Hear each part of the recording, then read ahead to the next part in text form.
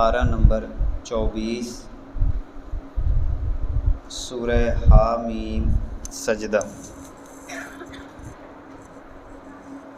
پارہ نمبر 24 سورہ حامیم سجدہ۔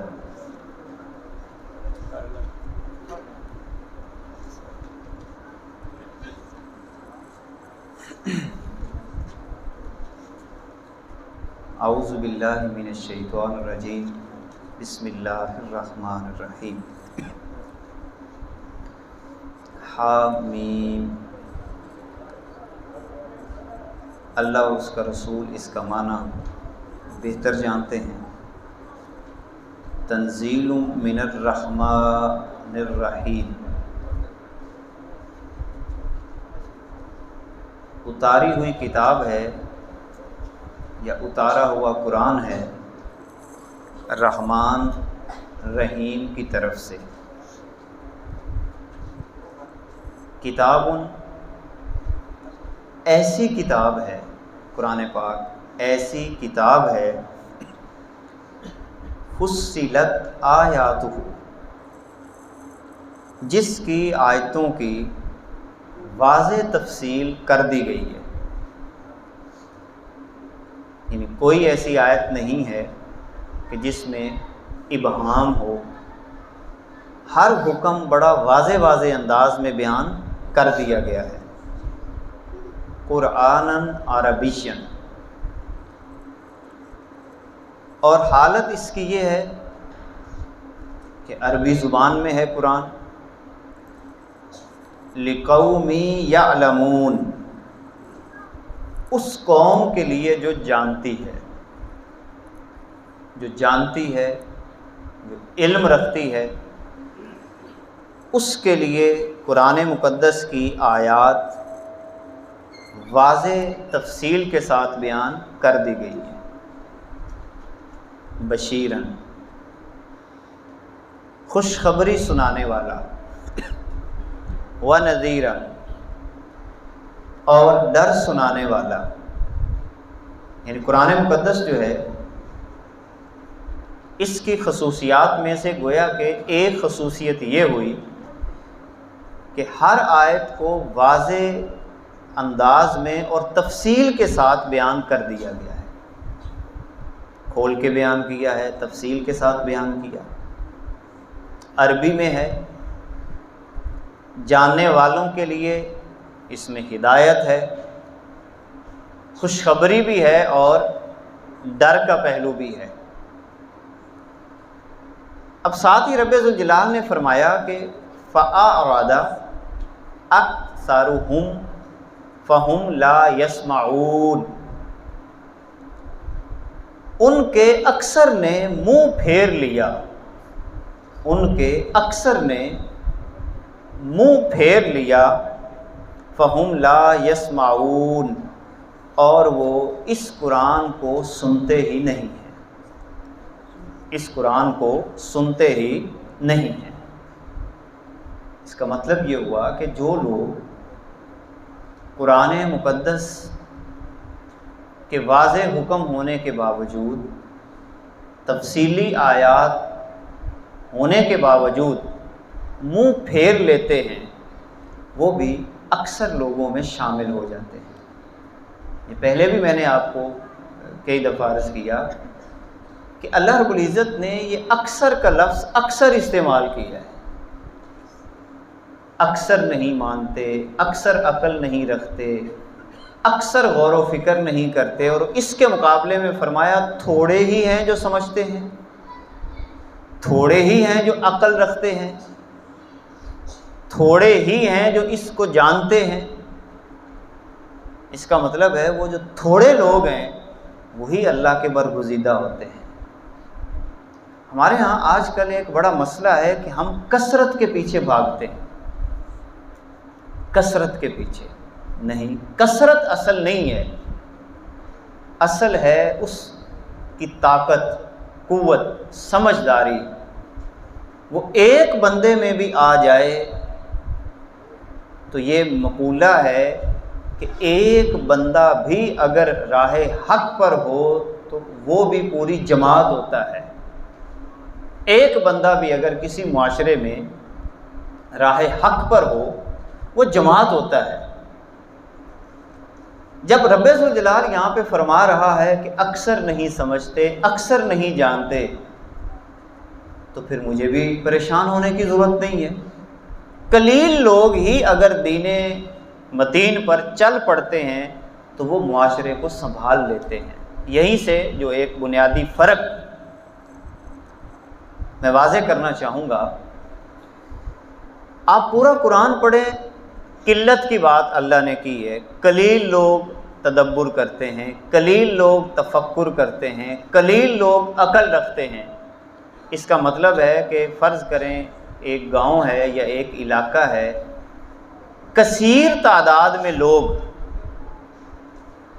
اچھی صفات کے شاید حامل نہ ہوں، قلیل لوگ ہوں گے۔ یہیں سے ہم بنیادی طور پر نظریہ رکھتے ہیں اور اختلاف رکھتے ہیں آج کی نام نہاد جمہوریت کے حوالے سے بھی، کہ جب رب ذوالجلال یہ بات فرما رہا ہے کہ قلیل لوگ سمجھدار ہیں، قلیل لوگ، اب ہمارے ہاں یہ ہوتا ہے کہ ایک بندہ جب انتخابات کے لیے اس کا چناؤ ہوتا ہے، کھڑا ہوتا ہے، تو جیتنے کا معیار ہم نے کیا رکھا ہے؟ کثرت کو بطور معیار رکھا ہے۔ اب اللہ فرماتا ہے کہ سمجھدار قلیل ہیں۔ میں فرض کر لیں کہ ایک معاشرے کے اندر 100 بندے ہیں اور 10 افراد ایسے ہیں جو سمجھدار ہیں، اور 90 بندے اس کیلیبر کے نہیں ہیں۔ اب وہ 90 بندے جس کا انتخاب کریں گے عقل مندوں کے مقابلہ میں، تو بے وقوفوں نے انتخاب کیا کس کا؟ بے وقوف کا۔ ہونا کیا چاہیے تھا، جو شریعت اسلامیہ کا اصول ہے، کہ وہ جو 10 قلیل ہیں ان کو معاشرے کی باغ دوڑ سنبھال دی جائے، ان کو کہا جائے کہ تم سنبھالو۔ اب وہ 10 بندے کیا کریں؟ آپس میں مشاورتی اجلاس کے بعد جو اسلام کی نظام مجلس شورا ہے، وہ اس کے تحت دیکھتے ہیں کہ ان 10 بندوں میں تقوی میں، علم میں، پرہیزگاری میں جو سب سے بڑا ہے اس کو اپنا رہبر تسلیم کر لیں، اور باقی 10 بندے اس کے دستے راست بن کر معاشرے کی تعمیر و ترقی میں حصہ لیں۔ اس طرح معاشرے آگے بڑھتے ہیں، جبکہ ہمارے ہاں نظام بالکل الٹ ہے۔ چور زیادہ ہیں، دھوکے باز زیادہ ہیں۔ اب چنا جاتا ہے جس کی ووٹنگ زیادہ ہوتی ہے، جس کی تعداد زیادہ ہوتی ہے، تو اسی بنیاد پر اسلام کا جو نظریہ مجلس شورا کا ہے وہ یہ ہے کہ اچھے لوگ جو کسی بھی معاشرے کے اندر قلیل لوگ ہیں ان کو اپنا رہبر اور لیڈر مان کر اپنی زندگی کو، نظام کو آگے چلایا جائے۔ وہی قلیل لوگ آپ کے نظام تمدن کو بھی بہتر کر سکتے ہیں، نظام معیشت کو بھی بہتر کر سکتے ہیں، معاشرت کو بہتر کر سکتے ہیں، انہی قلیل لوگوں کے پیچھے اگر آپ چل پڑتے ہیں۔ اب اللہ رب العزت فرماتا ہے کہ ان میں سے اکثر کیا کرتے ہیں؟ اعراض کرتے ہیں، منہ پھیر لیتے ہیں، اور وہ سنتے ہی نہیں ہیں۔ وقالو، اور کہتے کیا ہیں؟ یعنی جب ان کو یہ کہا جاتا ہے کہ تم نے منہ کیوں پھیرا، قرآن کی ہدایت سے منہ کیوں پھیرا، تو اللہ رب العزت فرماتا ہے وَقَالُوا قُلُوبُنَا فِي أَكِنَّةٍ مِّمَّا تَدْعُونَا إِلَيْهِ وَفِي آذَانِنَا وَقْرٌ وَمِن بَيْنِنَا وَبَيْنِكَ حِجَابٌ فَاعْمَلْ إِنَّنَا عَامِلُونَ۔ 3 باتیں یہ لوگ کرتے ہیں جو قرآن سے منہ موڑے ہوئے ہیں۔ پہلی بات یہ کریں گے کہ جس کی طرف تو بلا رہا ہے ہمیں، ہمارے دلوں پر تو پردے پڑے ہوئے ہیں، ہمارے دل پردے میں، ہمیں تمہاری بات سمجھ میں نہیں آ رہی، ایک بات۔ نمبر 2، اور ہمارے کانوں میں ٹنٹ کہتے ہیں ہر وہ چیز جو ساؤنڈ پروف ہو، یعنی آواز کو آگے نہ جانے دے۔ سادہ لفظوں میں ان کا رویہ یہ ہے کہ ہمیں تمہاری بات کوئی نہیں سنائی دیتی، ٹنٹ ہے، ہمارے کانوں میں ٹنٹ پڑے ہوئے ہیں، وقر ہے، رکاوٹ ہے، ہمیں کوئی ہدایت کی بات سمجھ میں نہیں آ رہی۔ نمبر 3، ہمارے اور تیرے درمیان ایک پردہ ہے، ہم کہاں اور تم کہاں۔ یعنی قرآن مقدس کے حوالے سے رسالت مآب صلی اللہ علیہ وسلم کو جو بات کی گئی اس حوالے سے کہ ہمارے اور تمہارے درمیان ایک حجاب ہے، ہم نہیں اکٹھے ہو سکتے، الگ تھلگ ہو جاتے ہیں۔ اور کہتے کیا ہیں؟ فَعْمَلْ، تو اپنا عمل کر، اِنَّنَا عَامِلُونَ، ہم اپنا عمل کرتے ہیں۔ اب یہ قرآن سے روح گردانی کرنے والوں کا مزاج، رویہ اللہ رب العزت نے یہاں پر بیان کیا۔ جیسے میں نے جمعے کے اندر یہ آپ کو عرض کیا، رویے وہی ہیں۔ دیکھیں ہم نے رومن تہذیب کو پڑھا، یونانی تہذیب کو آج کی نشست میں کچھ سمجھنے کی کوشش کی، مصری تہذیب کو دیکھا، مشترکہ چیزیں وہی ہیں جو ان ادوار میں تھیں، وہی چیزیں ہمارے اندر پائی جا رہی ہیں۔ اسی طرح قرآن سے روح گردانی کرنے والوں کا آج بھی رویہ یہی ہمیں ملے گا۔ کیا کہتے ہیں؟ ہمیں نہیں تمہاری بات سمجھ میں آتی، تم کون اور ہم کون، تم اپنا عمل کرو ہم اپنا کام کرتے ہیں۔ اے محبوب جب یہ تمہیں یہ بات کریں تو آپ نے کیا فرمانا ہے؟ قُلْ إِنَّمَا أَنَا بَشَرٌ مِثْلُكُمْ، میں بھی تمہاری طرح بشر ہوں۔ کس اعتبار سے؟ حساسیت کے اعتبار سے، تم بھی محسوس کرتے ہو، میں بھی محسوس کرتا ہوں۔ یہ ہے اصل میں بشر کا بنیادی طور پر معنی، یعنی بشر کا بنیادی معنی ہے وہ شے جس کے اندر حساسیت ہو، گوشت پوست ہو، اسے کہتے ہیں بشر۔ پھر آگے اس کی جیسے ہم حیوان کا لفظ بولتے ہیں، حیوان کے آگے پھر انسان ہے، انسان کے آگے پھر مدارج ہیں، اسی طرح بشر ہے، بشر کے بعد انسان ہے، انسان کے بعد پھر درجہ قرآن کی روشنی میں آمنو کا آتا ہے، آمنو کے درجے کے بعد یومنون کا درجہ، یومنون کے درجے کے بعد مومن کا درجہ، مومن کے بعد محسن کا درجہ، اور پھر آگے نبیوں کے مدارج ہیں۔ تو یہاں پر یہ مطلب نہیں ہے کہ حضور علیہ الصلوۃ والسلام ان کو اس حوالے سے اپنے جیسا کہہ رہے ہیں، یہ ممارست حضور علیہ السلام بیان فرما رہے ہیں کہ دیکھو تمہارے اندر بھی حساسیت ہے، میرے اندر بھی حساسیت ہے، اس پہلو میں تو ہم ہو گئے برابر، لیکن فرق کیا ہے؟ یوحا الیہا، میری طرف وحی کی جاتی ہے، یہی تو فرق شروع ہو گیا، میری طرف وحی کی جاتی ہے، انما الہکم الہ واحد، کہ بے شک تمہارا معبود ایک ہی ہے، فاستقیموا لہ فاستقیموا الیہ، تمہارا معبود ایک ہی ہے تو سارے کے سارے اسی کی طرف متوجہ ہو جاؤ، واستغفروہ، اور اسی سے بخشش مانگو، وویل للمشرکین، اور شرک کرنے والوں کے لیے بڑی خرابی ہے جو اللہ کی ذات کے ساتھ شریک ٹھہراتے ہیں۔ اللہ رب العزت نے اس مقام پر جو مشرکین کی خاصیتیں بیان کی ہیں، الذین لا یؤتون الزکاۃ، ایک تو ان کی خاصیت یہ ہے کہ وہ زکوٰۃ ادا نہیں کرتے، ایک یہ ہے زکوٰۃ ادا نہیں کرتے۔ اچھا، مکی دور میں زکوٰۃ فرض نہیں تھی، یہ کس زکوٰۃ کی بات ہو رہی ہے؟ اس زکوٰۃ سے مراد یا تو جسم کی زکوٰۃ ہے یا پھر عام صدقات و خیرات۔ یہاں پر زکوٰۃ بمعنی پاکیزگی، روحانی پاکیزگی بھی مراد ہو سکتی ہے، اور یا پھر عام صدقات و خیرات یہاں سے مراد ہیں کہ وہ صدقات و خیرات نہیں دیتے، وَهُمْ بِالْآخِرَةِ هُمْ کافرین، اور آخرت کے حوالے سے ان کا نظریہ کیا ہے؟ آخرت کے حوالے سے وہ سارے کے سارے انکار کرنے والے ہیں۔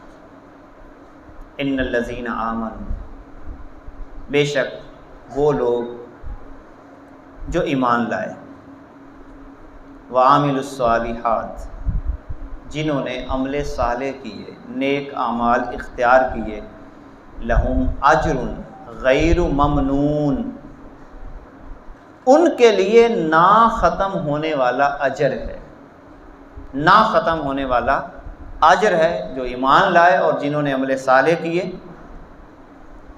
قل، اے محبوب آپ ان سے فرما دیں، اَإِنَّكُمْ لَتَكْفُرُونَ بِالَّذِي خَلَقَ الْأَرْضَ فِي يَوْمَيْنِ، کیا تم اس ذات کا انکار کرتے ہو کہ جس نے 2 دن میں زمین کو پیدا کیا، وَتَجْعَلُونَ لَهُ أَنْدَادًا، اور اس کے لیے تم شریک مقرر کرتے ہو۔ ذَلِكَ رَبُّ الْعَالَمِينَ، یہ تمام جہانوں کا رب ہے۔ وَجَعَلَ فِيهَا رَوَاسِيَ مِنْ فَوْقِهَا وَبَارَكَ فِيهَا، اور پھر اس نے بنایا زمین کے اوپر پہاڑوں کو گاڑ دیا، وَبَارَكَ فِيهَا، اور زمین کے اندر برکت کو رکھا، پانی ہے، انواع و اقسام کے رزق ہیں، معدنیات ہے، دیگر اشیاء ہیں جو اللہ رب العزت نے زمین کے اندر رکھی، برکت رکھی۔ دیکھیں ایک سادہ سی ہے، باقی باتیں تو بعد کی ہیں۔ زمین کا ایک ٹکڑا ہوتا ہے، اسی ٹکڑے پہ آپ پہلے گندم بیجتے ہیں تو وہ گندم پیدا کر دیتا ہے، پھر آپ اسی ٹکڑے کے اوپر دھان بیجتے ہیں تو وہ دھان کو اگا دیتا ہے، اسی ٹکڑے کے اوپر آپ مکئی کو بیجتے ہیں تو وہ مکئی اگا دیتا ہے، اسی ٹکڑے میں آپ انار کا درخت لگا دیں تو انار کو اگا دیتا ہے، اسی ٹکڑے میں انگور لگائیں تو انگور کو اگا دیتا ہے، نیچے زمین ہے کہ یہ تو کیسی برکت اللہ نے زمین میں رکھی ہے کہ ہر طرح کے اجناس کی چیزیں اسی مٹی میں شامل کر دی، اسی کے اندر سے وہ نکال رہا ہے۔ تو اسی لیے فرمایا زمین میں برکت رکھ دی، وقدر فیہا، اور اسی طرح اس نے مقرر کر دی، تجویز کر دی، رکھ دی، اقواتہا غذائیں، قوت کی جمع، قوت کی جمع ہے اقوات، ایک ہے قوت، ایک ہوتا ہے قوت، قاف واو تا، قوت کا مطلب ہوتا ہے غذا، جو انسان کی باڈی کے لیے استعمال ہوتی ہے اس کو کہتے ہیں قوت، اور قوت کی جمع ہے اقوات، حدیث پاک میں بھی یہ لفظ استعمال ہوا ہے۔ اور اس میں رکھ دیا اقوات کو 4 دنوں میں، یعنی 4 دنوں کے اندر رب ذوالجلال نے اس میں اقوات کو رکھ دیا، سواء للسائلین، اور برابر ہے سائلین کے لیے۔ یہ سارا کا سارا نظام کیا ہے؟ یہ برابر ہے سواء للسائلین، سائلین کے لیے، جو بھی سوال کرنے والے ہیں ان کے لیے یہ 4 دن، ٹھیک 4 دن برابر ہے۔ ایک تو اس کا یہ معنی ہے۔ اسی طرح یہ 4 دنوں کے اندر رب ذوالجلال نے باقی کائنات کو جو بنایا ہے یہ برابر دنوں میں بنایا ہے۔ جیسے ہمارے ہاں ایک دن چھوٹا ہوتا ہے، اگلا بڑا ہو سکتا ہے یا چھوٹا ہو سکتا ہے، مگر فرمایا کہ یہ چاروں کے چاروں دن کیا ہیں؟ یہ برابر ہیں، ایک ہی مقدار کے اندر ہے۔ ثم استوى الى السماء، پھر آسمان کی طرف وہ متوجہ ہوا، وہی دخان، اور وہ آسمان کیا ہے؟ دھواں سا تھا۔ فقال لها، تو رب ذوالجلال نے فرمایا، اس سے فرمایا، وَلِلْأَرْضِ، اور زمین کو بھی فرمایا، ائتیا، تم دونوں آؤ، طوعاً او کرہن، خوشی یا ناخوشی آؤ۔ قالتا اتینا طائعین، ان دونوں نے کہا، کن دونوں نے کہا؟ آسمان نے بھی کہا، زمین نے بھی کہا، ہم دونوں کے دونوں آتے ہیں خوشی بخوشی، خوشی بخوشی۔ اس کا مطلب یہ ہے کہ اللہ نے جو زمین و آسمان کو پیدا کیا ہے، اس کے اندر جتنی بھی اشیاء ہیں وہ اللہ کے حکم کی پابند ہیں۔ اللہ کے حکم کے بغیر آپ زمین سے اناج نہیں اگا سکتے۔ وہ کوشش دیکھتا ہے اب جتنا اس نے دینا ہے وہ اس کی مرضی ہے، جتنا پھل لگانا ہے یہ اس کی، یہ ہمارے اختیار میں نہیں ہے۔ ہم یہ کہیں کہ یہ جو بوٹا ہوا ہے اس کے اوپر اتنی مقدار میں چیز اس کی اٹھان پیدا ہو، نہیں، ہم محنت کر سکتے ہیں مگر اس کی مقدار کو متعین وہ اللہ کی ذات پہ چھوڑتے ہیں کہ جو وہ پھل ہمیں عطا فرما دے۔ فَقَضَاهُنَّ سَبْعَ سَمَاوَاتٍ فِي يَوْمَيْنِ، اور پھر کیا کیا، 2 دن کے اندر 7 آسمان بنا دیے۔ وَأَوْحَىٰ فِي كُلِّ سَمَاءٍ أَمْرَهَا، اور ہر آسمان میں اس کے مناسب وحی بھیج دی، ہر آسمان پر جو حکم نامہ جاری کرنا تھا رب ذوالجلال نے وہ بھی جاری کر دیا۔ وَزَيَّنَّا السَّمَاءَ الدُّنْيَا، اور آسمان دنیا کو مزین کر دیا چراغوں سے، مصابیح۔ ہم دیکھتے ہیں کہ اللہ رب العزت نے تاروں سے کیا کر دیا، آسمان دنیا کو مزین کر دیا۔ وَحِفْظًا، اور نگہبانی کی، اللہ رب العزت نے یہاں پر نگہبانی بھی کی۔ اب یہاں پر کیا ہے نگہبانی؟ ایک تو نگہبانی سے مراد یہ ہے کہ اللہ رب العزت نے وہ باقاعدہ طور پر فرشتوں کی ڈیوٹی لگائی ہے کہ اگر شیاطین اوپر آنے کی کوشش کریں تو وہاں پر ان پر پتھراؤ کیا جاتا ہے، جس کو ہم عمومی طور پر شہاب ثاقب کہتے ہیں۔ وہ دمدار ستارہ جو بنتا ہے وہ شیاطین کے پیچھے لگا دیا جاتا ہے۔ ایک تو یہ اس کا مطلب ہے۔ دوسرا اس کا مطلب ہے حفظہ کا مطلب کہ رب ذوالجلال نے جو ستاروں کا مقصد بنایا ہے وہ انسانیت کے لیے حفظ کس اعتبار سے ہے کہ راستے معلوم کرتا ہے، راستوں کا نظام۔ ہمارے ہاں جتنا بھی یہ نظام بنایا گیا ہے، راہداریاں بنائی گئیں، یا آج سے 50-60 سال پہلے بھی جو ساری کی ساری رہنمائی لی جاتی تھی وہ کس اعتبار سے لی جاتی تھی؟ ستاروں کی بنیاد پہ لی جاتی تھی۔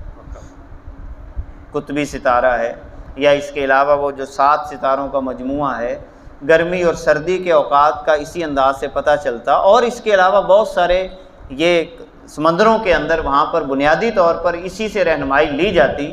دیہاتوں کے اندر اسی ستاروں سے ہمارے بزرگ عام چیزوں سے واقف تھے، تو یہ بھی اللہ رب العزت نے ہمیں عطا فرمایا نظام۔ ذالک تقدیر العزیز العلیم، یہ تقدیر ہے، لکھا ہوا ہے، تدبیر ہے، کس کی؟ جو غالب ذات ہے اور علم والی ذات ہے۔ فَإِنْ أَعْرَضُوا، اگر یہ اعراض کرتے ہیں، اے محبوب اتنی باتوں کے باوجود بھی یہ منہ پھیر لیتے ہیں، حضور علیہ الصلوۃ والسلام کو جا بجا تسلی دی جاتی ہے کہ آپ محنت کرتے ہیں، کوشش کرتے ہیں، اور یہ بار بار اعراض کرتے ہیں، دور جانے کی کوشش کرتے ہیں، تو فرمایا فَإِنْ أَعْرَضُوا فَقُلْ أَنذَرْتُكُمْ صَاعِقَةً مِثْلَ صَاعِقَةِ عَادٍ وَثَمُودَ۔ اے محبوب اگر یہ اعراض کریں تو پھر آپ ان کو یہ کہیں، کیا کہنا ہے؟ کہ میں تمہیں ڈر سناتا ہوں صاعقہ، اس کڑک سے، اس آسمانی بجلی سے، آسمانی عذاب سے، مثل صاعقۃ عاد و ثمود، جو عاد اور ثمود کے اوپر آیا تھا، میں اسی کڑک کی، آسمانی عذاب کی میں تم کو ڈر سناتا ہوں۔ اذ جاءتہم الرسل، جب ان کے پاس رسول آئے تھے، من بین ایدیہم ومن خلفہم، آگے سے پیچھے سے، کیا مطلب کہ پہلے بھی آئے بعد میں بھی آئے، اور کیا کہا تھا انہوں نے؟ اللہ تعبدوا الا اللہ، کہ نہیں تم عبادت کرو گے مگر اللہ کی۔ تو انہوں نے کیا کہا تھا؟ قالوا لو شاء ربنا لانزل ملائکۃ فإنا بما ارسلتم به کافرون، اگر ہمارا پروردگار چاہتا تو فرشتوں کو بھیجتا، تم نبی بن کے آ گئے۔ یعنی اعتراض ہی کرنا ہے نا، جس طرح مرضی کر دیں، جب بات نہیں ماننی تو پھر اعتراض کیا جاتا ہے، تجھے ہی اللہ نے بنا کے بھیجنا تھا۔ حضور علیہ الصلوۃ والسلام کے بارے میں یہ جملہ انہوں نے کہا کہ تجھے نبی بنا کے بھیجا ہے، وہ فرشتوں کو بھیج دیتا، فرشتوں کو کیوں نہیں بھیجا؟ اور ساتھ ہی کہنے لگے فَإِنَّا بِمَا أُرْسِلْتُمْ بِهِ كَافِرُونَ، جو تم لے کر آئے ہو ہم ان کے کافر ہیں، ہم انکار کرتے ہیں۔ سیدھا سیدھا انہوں نے کیا کر دیا؟ انکار کر دیا۔ فَأَمَّا عَادٌ، بہرحال عاد، چلے یہاں سے آگے کچھ واقعات کی طرف اشارہ ہے، یہ انشاءاللہ تعالی اگلے جمعہ مبارک کو پڑھیں گے۔ اللہ رب العزت ہمیں قرآن مقدس کا نور اپنے سینوں میں جذب کرنے کی توفیق عطا فرمائے۔ وآخر دعوانا ان الحمد للہ رب العالمین۔